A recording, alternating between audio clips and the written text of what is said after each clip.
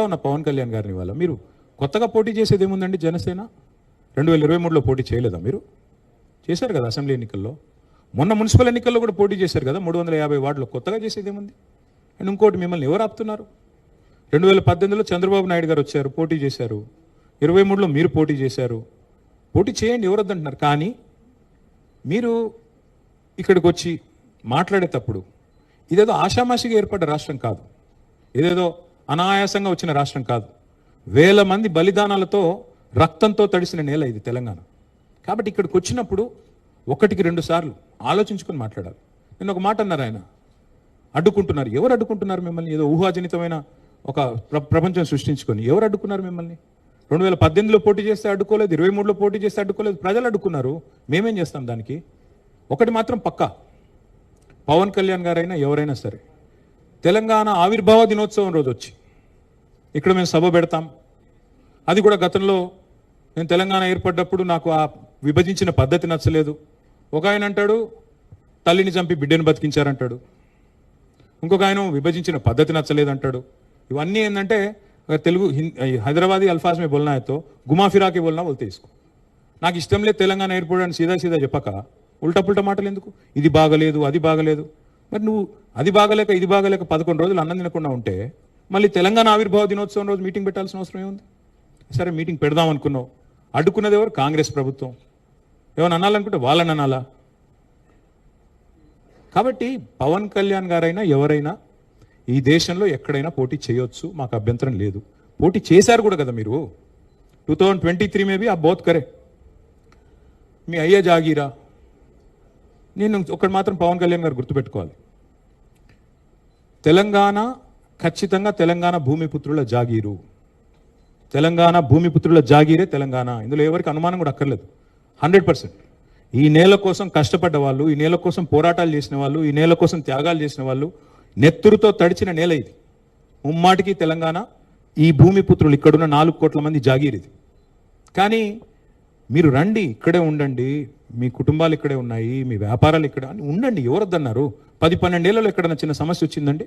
నేను అడుగుతా ఉన్నా, మా దృక్పథం ఎట్లాంటిది అంటే, వైజాగ్ స్టీల్ ప్లాంట్ను ప్రైవేటీకరిస్తున్నారు మోడీ ప్రభుత్వం అంటే మేము మద్దతు పలికాం. తప్పు ఇది మీరు చేస్తుంది, పబ్లిక్ సెక్టర్ అండర్టేకింగ్స్ని కాపాడాలని రిక్వెస్ట్ చేశాం. That is our philosophy. ప్రాంతాలుగా విడిపోయినా ప్రజలుగా కలిసి ఉండాలని కోరుకున్నాం. కానీ నిన్న పవన్ కళ్యాణ్ గారు ఇంకొక 2 మాటలు మాట్లాడారు. ప్రాంతీయవాదం అన్నారు. ప్రాంతీయవాదం ఉగ్రవాదం కంటే ప్రమాదం ఏదో అన్నాడు ఆయన.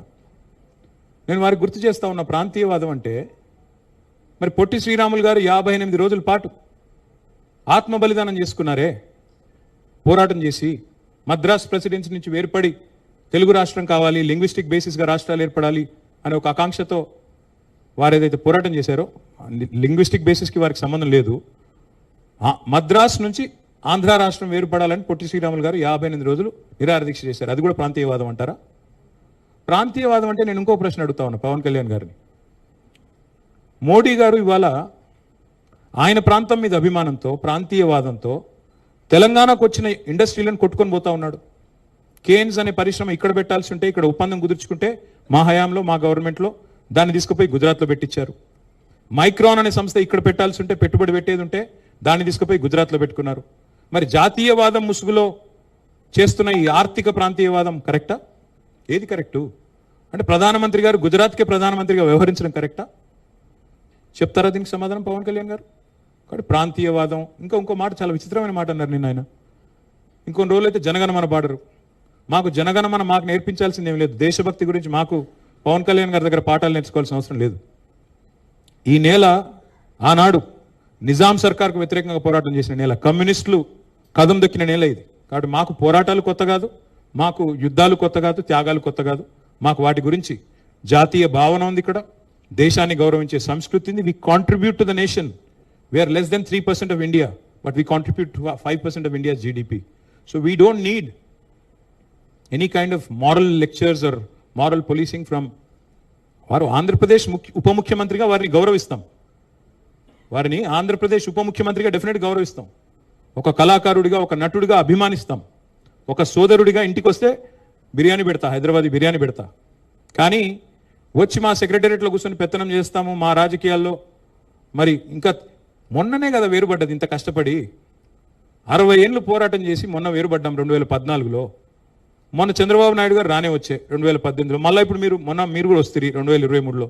That's all I'm saying. And last word I will like to say on this. Pawan Kalyan గారిది మధ్యన ఓజీ అని సినిమా వచ్చింది. I would like to remind my brother Pawan Kalyan, we have a Telangana OG KCR. ఇక్కడ మా కేసీఆర్ గారు ఉన్నారు, ఆయన చాలు మాకు. He will take care of us, he will take care of the state and our issues.